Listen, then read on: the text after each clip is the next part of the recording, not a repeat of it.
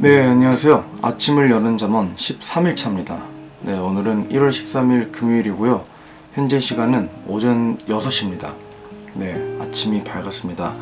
또 이렇게 말씀으로 시작할 수 있는 하루를 허락해 주신 하나님께 먼저 감사를 드립니다. 잠언 13장이고요. 제가 어제도 깜빡해서 아내한테 부탁을 못했습니다. 그래서 오늘도 제가 읽도록 하겠습니다. 지혜로운 아들은 자기 아버지의 훈계를 들으나 비웃는 자는 책망을 귀담아 듣지 아니하느니라. 사람은 자기 입의 열매로 말미암아 선을 먹으려니와 범죄자들의 혼은 폭력을 먹으리라. 자기 입을 지키는 자는 자기 생명을 보호하나 자기 입술을 크게 벌리는 자에게는 멸망이 있으리로다. 게으른 자의 혼은 원하여도 아무것도 소유하지 못하나 부지런한 자의 혼은 기름지게 되리로다. 의로운 자는 거짓말을 미워하나 사악한 자는 역겨우며 수치에 이르느니라. 은은 길이 곧바른 자를 보호하나 사악함은 죄인을 뒤엎느니라. 스스로 부한 체하여도 아무것도 없는 자가 있고 스스로 가난한 체하여도 재물이 많은 자가 있느니라. 사람의 생명의 대속물은 그의 재물이지만 가난한 자는 책망을 듣지 아니하느니라.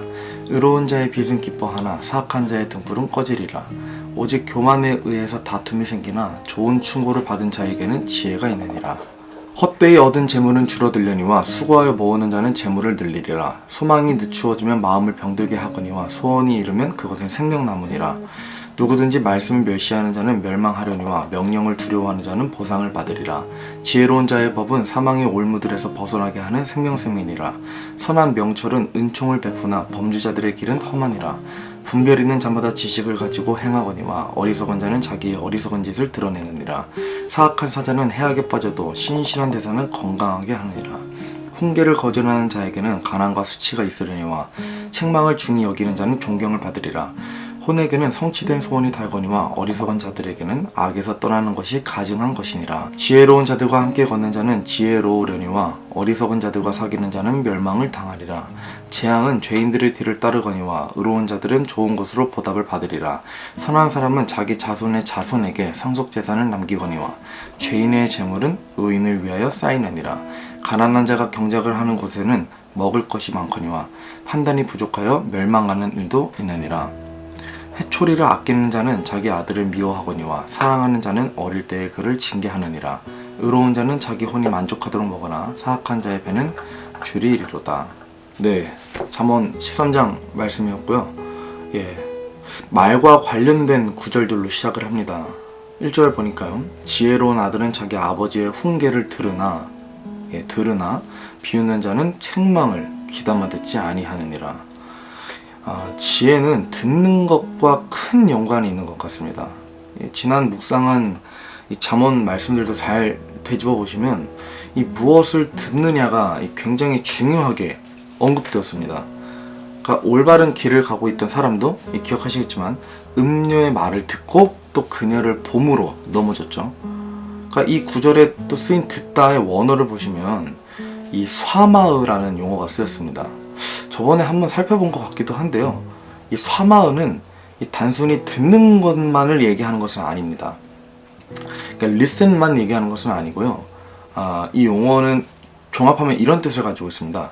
상대방의 말을 완전히 이해하고 또 받아들여서 행동에 옮기는 것. 행동에 옮기는 것까지가 쏴마으입니다. 그러니까 단순히 듣는 게 아니죠. 이 지혜를 뜻하는 호크마도 이런 비슷한 용어인데요. 그러니까 단순히 우리가 이 머릿속으로 이해하고 또 받아들이는 것은 하나님 기준에 못 미친다는 겁니다. 그러니까 받아들이고 행동으로까지 나타나는 것, 실천하는 것까지 했을 때 내가 하나님의 훈계를 들었다 라고 얘기할 수 있는 거죠. 지혜로운 사람은 하나님의 말씀 또 훈계를 듣고 받아들여서 삶에 적용까지 하는 사람입니다. 말씀을 우리가 지식으로 받아들이는 것이 아니라 물론 지식으로 받아들이지만 지식으로 받아들여서 그것을 또 삶에서 행위로까지 드러내는 사람이 지혜로운 사람인 겁니다. 비웃는 자, 잘 아시죠? 하나님의 책망, 훈계, 또 하나님의 말씀을 무시하고 받아들이지 않는 자들이라고 1장에서부터 살펴봤습니다. 교만한 사람인 거죠. 교만한 사람, 교만한 자. 이 부분에 딱 생각나는 성경 인물이 있습니다. 엘리 제사장과 그 아들들입니다. 물론 성경에 엘리 제사장의 어떤 그런 생애에 대해서 구체적으로 다 등장하진 않지만 이 부분은 사무엘 상에 나오죠. 예. 엘리 제사장과 아들, 그러니까 아버지의 훈계와 책망을 계속 무시했습니다. 그 아들들이요. 그래서 1절 말씀처럼 귀담아 듣지 않은 거예요. 아버지의 말을. 결국 비극적인 결말과 죽음을 맞이했습니다. 그래서 한번 우리 자신을 스스로가 이 각자 되돌아보는 구절이 좀 되었으면 합니다. 이 1절이요. 그러니까 지혜로운 자녀로서 하나님의 말씀을 듣고 있는가에 대해서요. 그러니까 단순히 읽고 듣는 것에만 그치는 것이 아니라 정말 그 말씀에 순종해서 우리의 삶에서 또 행위로까지 또 열매를 맺는 그렇게까지 나타내는 것을 한번 생각을 해보면서 우리를 되돌아보는 구절이 되었으면 합니다. 네. 3절입니다. 자기 입을 지키는 자는 자기 생명을 보호하나 자기 입술을 크게 벌리는 자에게는 멸망이 있으리로다. 입을 지키는 자와 입술을 크게 벌리는 자가 지금 대조되어서 나타나는 것을 봤을 때 이 지키는 자는 어쩌면 문자적으로 이 조심히 또 안전하게 말을 하는 자와 또 과장되고 허용된 말을 하는 자 이렇게 좀 나눌 수 있을 것 같습니다. 그래서 어제 12장에서도 좀 비슷한 문맥을 좀 저희가 살펴봤었지만요, 입을 지키는 자는 겸손과 관련되어 있습니다. 겸손한 자요. 그러니까 자신을 드러내기보다 하나님을 드러내는 사람인 거죠. 그러니까 자신의 말보다 하나님의 말씀을 드러내는, 나타내는 사람인 겁니다. 또한 이 겸손한 그리스도인들을 보면 말이 별로 없고 행동이 많습니다. 반대로 교만한 그리스도인들을 보면 말은 많이 하고 행동이 별로 없습니다. 그러니까 말이 많고 행동이 많으면 어찌 보면 겸손한 그리스도인, 반대로 말은 많이 하는데 말을 많이 하는 것만큼 행동은 없으면 교만한 그리스도인이라고 또 할 수 있는 거죠. 물론 뭐 전체를 또 그렇게 얘기할 수는 없겠지만요. 조심스러운 부분이지만 어느 부분에서는 좀 이게 나름 좀 스스로를 내가 겸손한지 교만한지를 좀 살펴볼 수 있는 어떤 그런 기준이 되지 않을까 싶기도 해서요. 그래서 우리가 말은 아끼고 대신에 아낀 만큼 또 선한 행위로 더 많이 나타내는 그리스도인이 되었으면 좋겠다는 생각이 듭니다. 7절입니다. 보시면 스스로 부한 차여도 아무것도 없는 자가 있고 스스로 가난한 차여도 재물이 많은 자가 있느니라 라고 나와 있습니다. 7절은 나름 저는 이 이면적인 의미가 있다고 좀 보여서 함께 나누려고 제가 가져왔는데요. 먼저 하나님께서는 보여지는 것보다 숨겨진 내면, 그러니까 속중심이죠. 속중심. 그러니까 속중심만을 보시는 분이시라는 사실을 저희가 다시 확인할 수 있습니다. 왜 그러냐면요, 일단 여기 보면 부자인 척하는 사람이 오히려 가난할 수 있고 가난한 사람처럼 보여도 부자인 사람이 있다는 구절이잖아요. 그러니까 이게 겉으로만 보고 판단할 수 없다는 겁니다. 외모를 취하지 말라는 거죠. 외모를 외적으로 보여지고 겉으로 보여지는 것으로 판단하면 안 되는 이유가 그것만 보고 알 수가 없기 때문인 겁니다. 그러니까 부자처럼 보였는데 거지고 거지처럼 보였는데 부자고, 이처럼 보여지는 것으로는 충분히 판단할 수 없다. 그러니까 성급한 일이다. 판단하는 것은, 외적으로 판단하는 것은. 또 다른 방향으로는, 이건 제 의견인데 결국 같은 건 얘기하는 거지만요, 제가 읽어보니까 조금 어색하다고 해야 되나요? 그러니까 부자인 채는 할 수 있어요. 그러니까 무슨 말이냐면 가난한 사람이 부자인 채를 할 수 있습니다. 그죠? 자기 외모를 좀 중시해서 스스로를 높이고자 부자인 채는 할 수 있어요. 근데 부자인 사람이 일부러 돈을 쓰지 않으려고 또는 다른 어떠한 이유로 이 가난한 채를 하는 경우도 있다는 것을 저희가 이 구절을 통해 알 수 있습니다. 그죠? 이게 지금 가난한 채라고 나왔잖아요. 가난한 채하여도 스스로. 그러니까 스스로 가난한 채를 한다는 거예요. 뭐 어떠한 이유로. 결국 이렇게 해석하나 저렇게 해석하나 중요한 건 어쨌든 외적으로 보여지는 것으로는 아무것도 알 수 없기 때문에 외모를 취하지 말라. 보여지는 것으로 판단하지 말라. 이런 가르침을 하나님께서 저에게 주고 계시는 것 같습니다. 그러니까 이런 것 같아요. 그러니까 사람을 보면 교제를 하거나 또는 이렇게 말을 하거나 이렇게 같이 지내다 보면 이게 어느 정도 딱 보여지는 것으로 또 알 수 있다.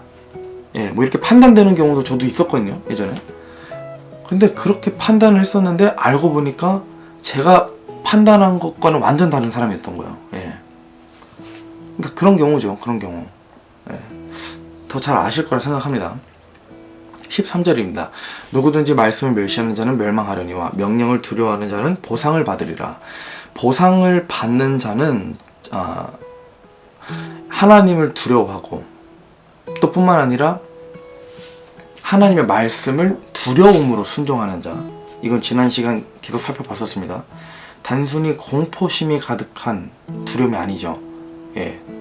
하나님을 존경하고 그분 앞에 내가 얼마나 초라하고 참 낮은 존재인가를 깨닫고, 그래서 하나님께서 얼마나 지극히 높으시고 위대한 분이신지를 깨닫는 것, 이것이 진정한 두려움이라고 말씀드렸습니다. 하나님의 말씀을 이런 마음으로 순종하고 따를 때에 보상이 있다는 겁니다. 요한계시록 22장 12절 말씀처럼 이 보상은 하나님께서 각 사람의 행위에 따라 주시는 겁니다. 물론 보상을 이제 복과 관련해서 이 땅에서 주실 수도 있습니다. 이 땅에서 주실 수도 있고, 저와 여러분이 예수를 만났을 때 또 심판석 후에 우리가 하늘에서 누릴 보상이 될 수도 있습니다. 어찌되었던 확실한 약속입니다. 예, 저와 여러분이 받게 될 것이라는 겁니다. 또 하나님께서 주실 것이고요.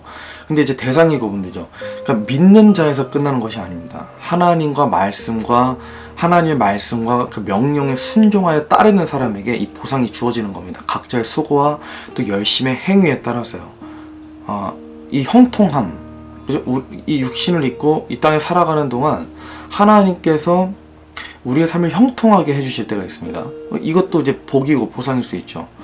이것도 하나님께서 기뻐하는 자신의 자녀들에게 부어주시는 복인 겁니다. 20절 보겠습니다. 지혜로운 자들과 함께 걷는 자는 지혜로우니와 어리석은 자들과 사귀는 자는 멸망을 당하리라.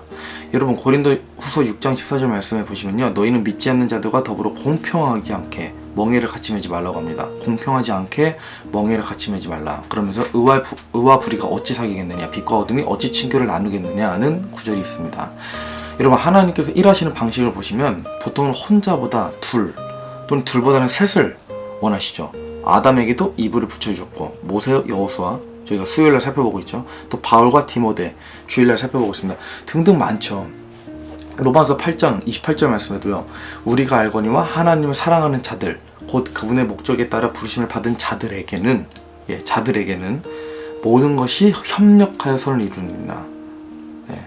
모든 것이 협력하여 선을 이루느니라는 말씀이 있습니다. 이게 아침에 발음이 항상 문제예요. 모든 것이 합력하여 선을 이루느니라는 말씀이 있습니다. 근데 중요한 것은 하나님을 사랑하는 자들을 하나님께서 모으셔서 합력하여 선을 이루시는 겁니다. 그러니까 악한 사람, 불신자는 해당이 안 됩니다.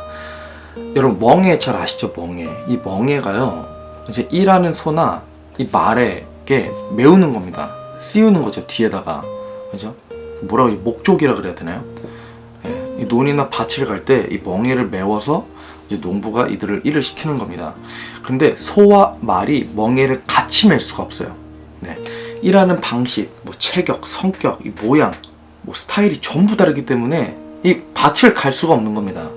그래서 농부가 일을 할 수가 없게 되는 거예요.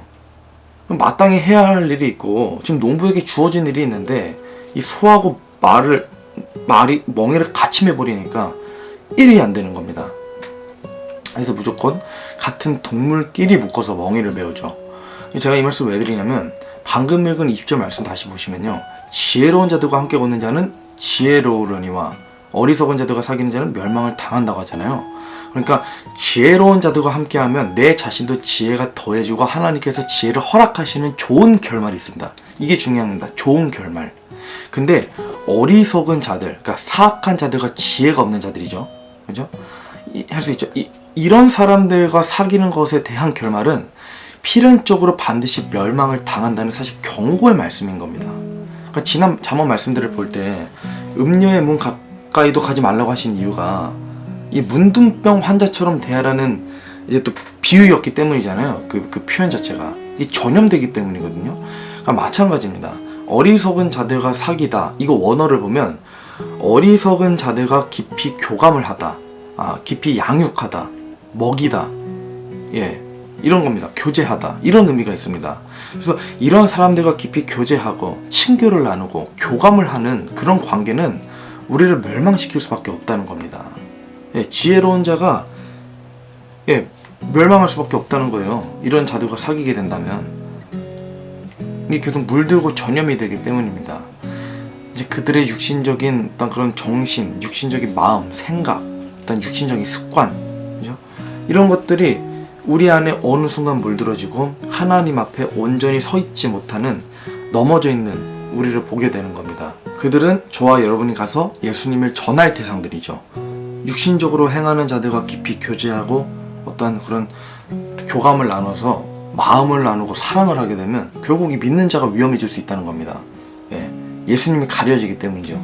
그래서 믿는 자는 믿는 자를 만나서 함께, 연애도 마찬가지예요. 연애하고 또 교제하고 그러는 관계가 하나님 안에서 이 복된 관계인 겁니다. 네, 오늘은 이렇게 마치겠습니다. 13장 말씀 역시 한번 개인적으로 묵상해 보셔서요, 하나님께서 또 성령님께서 여러분에게 조명해 주시는 구절이 있으시다면 아까 읽은 1절 말씀처럼 사마의 하시는 하루가 되시길 소망합니다. 사마의, 그러니까 단순히 듣는 것에 멈추는 것이 아니라 듣고 행하는 저와 여러분이 되었으면 좋겠습니다.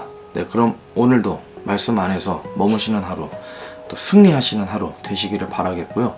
내일 14장으로 찾아뵙겠습니다. 감사합니다.